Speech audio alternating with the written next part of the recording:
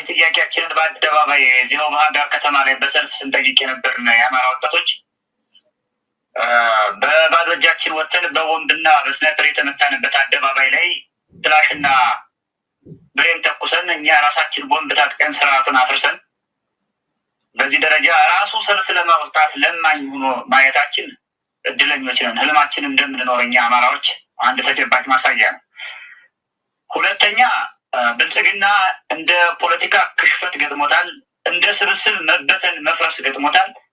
እንደ ኃይል መባከንና መማረክ ጣፋንታ ሆኖ ያለበት ሁኔታ ነው ያለው። ስለዚህ በፖለቲካ የጠየቅነውን ጥያቄ በኃይል እርምጃ ለመቀልበስ ወደ አካባቢያችን የመጣውን ኃይል እኛ አጻፋዊ ኃይል እርምጃ ወስደን ከበተንነው በኋላ ፖለቲካውን አክሽፈን ስብስቡን ከበተንነው በኋላ በግድ በድሮና በመካናይዝድ የሚጨፈጭፉትን ህዝብ እያስገደዱ አቅመ ደካሞችን የሃይማኖት አባቶችን እያስገደዱ ወደ አደባባይ እየወጣችሁ ህዝብ ስደቡልኝ፣ አማራን ስደቡልኝ፣ ፋኖን ስደቡልኝ ወደ ማለት አሸጋግረናቸዋል።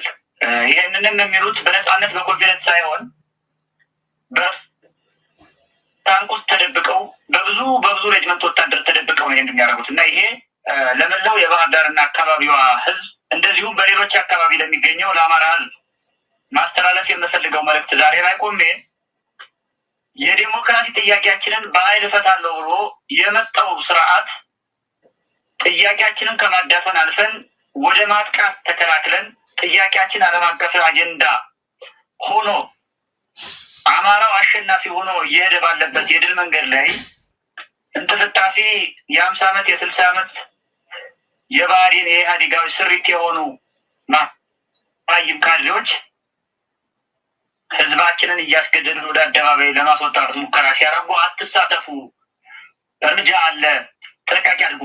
አንደኛ ራሱ ስርዓቱ ፍንዳታ ፈጥሮ ጥቃት ፈጽሞ ንጹሐንን ገድሎ አቁስሎ ጉዳት አደርሶ ፋኖ ጋር ለማናጠፍ ፋኖ ጨፈጨፋችሁ፣ ፋኖ መታችሁ ለማለት ተዘጋጅቷል።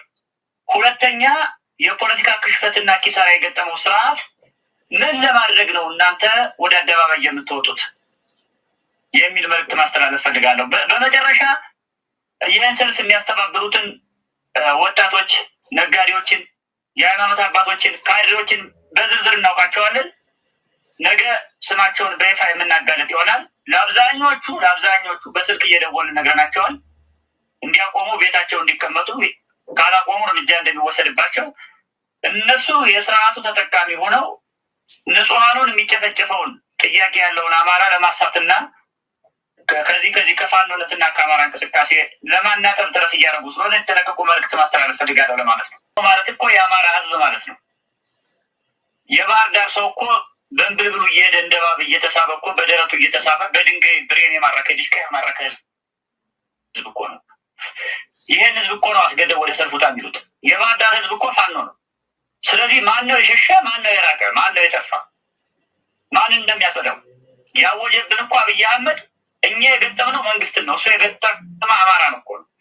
አማራን ስለገጠመ ነው ትምህርት ቤት የሚጨፈጭፍ፣ ህፃናት የሚገድል፣ ሰራዊቱ አስገዶ የሚደፍር፣ ሀብት የሚያወድል፣ ያለምንም ርህራሄ ንጹሐንን እየገባ አዛውንቶችን የሚገድል እኮ አማራን በጠላትነት ፈርጆ ጦርነት ስላወጀበት ነው።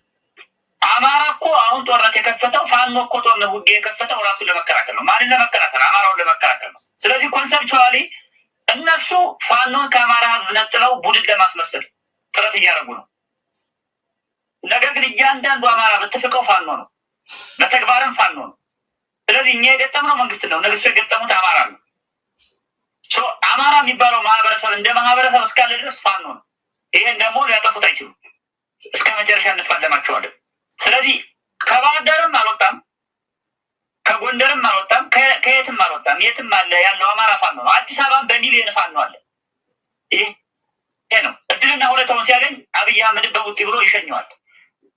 ስለዚህ ትልቁ ቁልፍ ነገር ለዚህ አማራ ለሚባለው ህዝብ ታግሎ እንዲጥል አሸናፊ እንዲሆን ጥያቄው እንዲያስመልስ እድል ፈጥራል አንፈጥር የሚለው ነበር የትግሉ ይሄን ያህል ዓመት የፈጀው።